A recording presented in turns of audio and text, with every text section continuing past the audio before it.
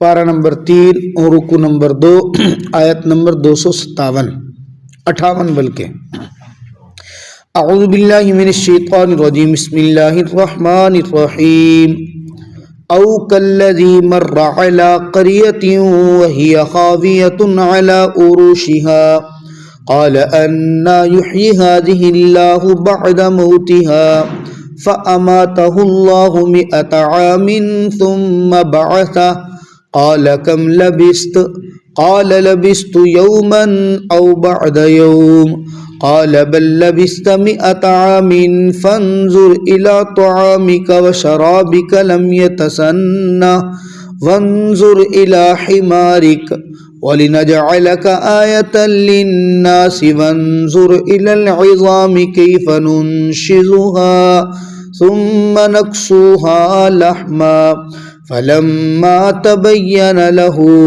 قال اعلم ان اللہ علی کل شیء قدیر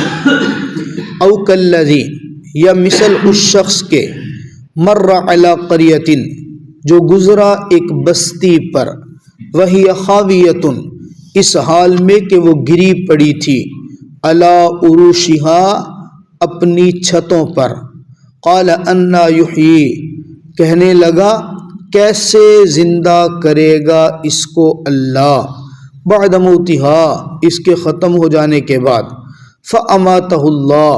بس موت دی ان کو اللہ نے 100 عام 100 سال ثم بعثا پھر زندہ کیا ان کو قال پوچھا کم لبستا کتنا عرصہ تو ٹھہرا قال کہنے لگا لبست یوما او بعد یوم میں ایک دن یا دن کا تھوڑا سا حصہ ٹھہرا قال فرمایا اللہ نے بل لبست 100 عام بلکہ تو 100 سال ٹھہرا ہے فانظر الی طعامک دیکھ اپنے کھانے کو وشرابک اپنے پینے کو لم یتسنہ جو ابھی تک تبدیل نہیں ہوا وانظر الی حمارک اپنے حمار کو دیکھ گدے کو دیکھ سواری کو دیکھ وَلِنَجْعَلَكَ آیَةً لِلنَّاسِ تاکہ ہم بنا دیں تیرے لیے نشانی تجھے نشانی لوگوں کے لیے وَانظُرْ إِلَى الْعِظَامِ اور دیکھ تو ہڈیوں کی طرف كَيْفَ نُنشِزُهَا کیسے ہم اٹھا رہے ہیں ان کو ثُمَّ نَكْسُوهَا لَحْمًا پھر ہم پہنائیں گے ان کو گوشت فَلَمَّا تَبَيَّنَ لَهُ پس جب سارا معاملہ واضح ہو گیا قال کہا انہوں نے اعلم ان اللہ میں جان چکا بے شک اللہ ہر چیز پر قدرت رکھنے والا ہے۔ گزشتہ آیات مبارکہ میں ابراہیم علیہ السلام کا مکالمہ جو نمرود کے ساتھ ہوا تھا اور نمرود کے سامنے جو ابراہیم علیہ السلام نے اپنے ربوبیت کی اپنے رب کی وحدانیت کی اور قدرت کے اوپر جو دلائل دیے تھے ان کو بیان کیا گیا۔ اس میں واضح بات آئی تھی ابراہیم علیہ السلام نے فرمایا تھا میرا رب وہ ہے جو زندہ کرتا ہے اور مارتا ہے، تو نمرود نے کہا تھا یہ تو میں بھی کر سکتا ہوں۔ پھر ابراہیم علیہ السلام نے فرمایا تھا میرا رب تو وہ ہے جو سورج کو مشرق سے نکالتے ہے، تو اگر رب بنتا ہے نا تو مغرب سے نکال کے دکھا۔ فبہت الذی کفر حیران و پریشان کھڑا رہ گیا۔ اسی سے ملتا جلتا مضمون اللہ رب العزت نے اس آیت مبارکہ میں بیان فرمایا، جس کا بنیادی مقصد یہ ہے کہ اللہ مرنے کے بعد کیسے زندہ کرے گا، اور یہ زندگی اور یہ موت کوئی آخری زندگی اور آخری موت نہیں ہے۔ اس زندگی کے بعد زندگی بھی آنی ہے، اس موت کے بعد موت بھی آنی ہے۔ یہ جو موت آئے گی ایک رسمی موت ہے، اس کے بعد میرا اللہ زندگی دے گا، اور زندگی کے بعد پھر اللہ کے دربار کے اندر یہ جو بھی ہم یہاں پہ کر رہے ہیں اس سب کا حساب و کتاب دینا ہے۔ واقعہ کچھ اس طرح ہے، حضرت عیسیٰ علیہ السلام کی پیدائش سے 600 سال پہلے، عیسیٰ علیہ السلام کی پیدائش سے 600 سال پہلے بنی اسرائیل کے اندر سے نیک لوگ ختم ہو گئے تھے، برائیاں عروج پہ تھی، ہر طرف اللہ کی نافرمانی عروج پہ تھی۔ جب شرک اور نافرمانی عروج پہ ہوئی تو میرے اللہ نے بنی اسرائیل کے اوپر ایک ظالم بادشاہ مسلط کیا، جس بادشاہ کا نام تھا بخت نصر۔ اس بخت نصر بادشاہ نے بنی اسرائیلیوں کی بستیوں کو تہس نہس کر کے رکھ دیا، اور ان کا جو مقدس شہر تھا یہودیوں کا یروشلم، اس شہر کو بھی اس نے بالکل تباہ و برباد کر دیا، لوگوں کو ختم کیا، عورتوں کو ختم کیا، بستیاں کی بستیاں اجاڑ دی، یروشلم جو مقدس شہر تھا اس کو بھی برباد کر دیا۔ اس زمانے کے جو پیغمبر تھے، یہاں پہ تو پیغمبر کا نام ذکر نہیں کیا، صرف اتنا ذکر کیا او کالذی مر علی قریہ، ایک شخص تھا جو بستی کے اندر سے گزرا، لیکن مفسرین فرماتے ہیں کہ اس سے راجح قول کے مطابق حضرت عزیر علیہ السلام ہے، وہ فقط کے پیغمبر ہیں، اللہ کی ذات پر یقین رکھتے ہیں۔ ان کا گزر اس یروشلم سے ہو رہا تھا،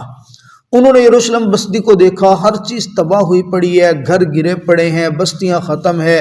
زندگی کے کوئی اثرات نہیں ہیں، کھنڈرات بنے ہوئے ہیں۔ انہوں نے دیکھ کر اس بستی کو کہا انا یحیی ھذہ اللہ بعد موتھا، اللہ تعالیٰ اس بستی کے ختم ہونے کے بعد اس کو کیسے زندہ کرے گا؟ اب یہ جو جملہ تھا نا انا یحیی ھذہ اللہ، یہ انکار پہ نہیں تھا، یہ یوں سمجھ لے تعجب پہ تھا، حیرانگی پہ تھا۔ یہ یقین تھا ان کو کہ اللہ رب العزت مرنے کے بعد بھی زندہ کر لیتا ہے، لیکن ایک تعجب تھا کہ یہ جو اس حد تک ختم ہو چکی ہے، اس حد تک کھنڈرات بن چکے ہیں، اللہ اس کو کیسے زندہ کرے گا؟ ایک استفہام تھا۔ اللہ رب العزت نے فوراً دفعۃ واحدہ، وہ جس سواری پہ جا رہے تھے، دوپہر کا وقت ہوا، آرام انہوں نے کرنے کے لیے ایک درخت کے نیچے اپنی سواری کو، اس وقت مشہور ترین سواری وہ گدھا ہوتا تھا، دراز گوشت، اس کے اوپر وہ بیٹھ کے جا رہے تھے، کھانا بھی ان کے ٹفن میں موجود تھا، پانی بھی ان کے پاس موجود تھا۔ انہوں نے اپنی سواری کو درخت کے ساتھ باندھا اور اس کے سائے کے اندر تھوڑی دیر کے لیے لیٹے، وہ تھوڑی دیر پورا 100 سال پہ محیط ہو گئی۔ اللہ رب العزت نے ان کی روح نکال لی، اب وہ ان کو موت آ گئی، وہ بھی اس وقت وہاں پہ رہے۔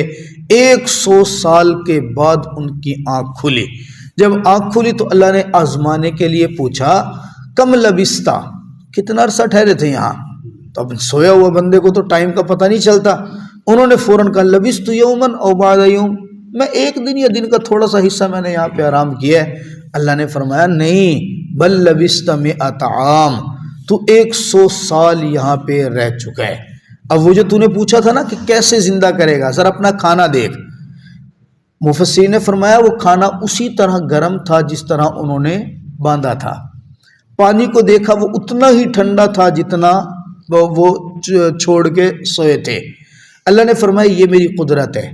میں اگر چاہوں تو 100 سال تک بھی پانی کو گرم نہیں ہونے دیتا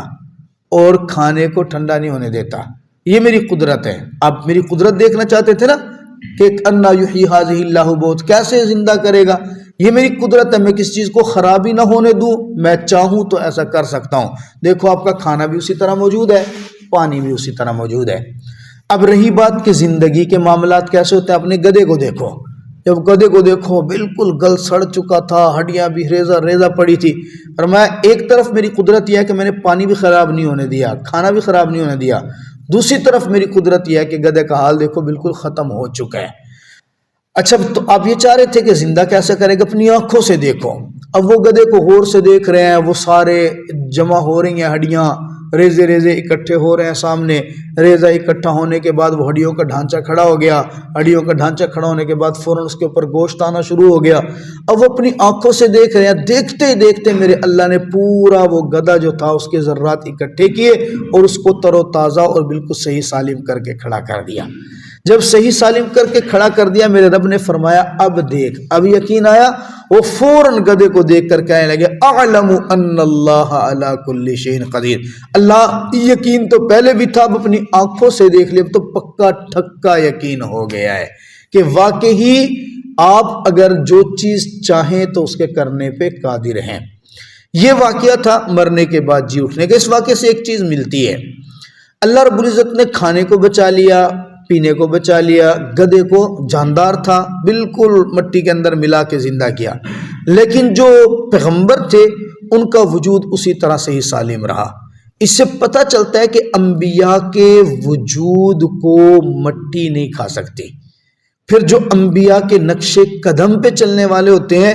ان کا وجود بھی قبر کے اندر صحیح سالم رہتا ہے۔ انبیاء کے بارے میں تو آپ صلی اللہ علیہ وسلم کا بالکل فرمان واضح موجود ہے کہ پیغمبر کی جسم اس مٹی کے اوپر حرام ہے، پیغمبر کے جسم اطہر کو جب ہم قبر کے اندر یعنی رکھا جاتا ہے، آپ صلی اللہ علیہ وسلم بھی اس وقت اپنے روزے میں موجود ہیں. آپ نے وہ تاریخ کئی مرتبہ سنی ہوگی کہ رسول اللہ صلی اللہ علیہ وسلم کے روزے اطہر کے اندر قبر مبارک پہ کچھ لوگ وہ قبر کے اندر سے کھدائی کر کے سرنگ کے ذریعے سے جسم اطہر کے قریب پہنچ گئے تھے.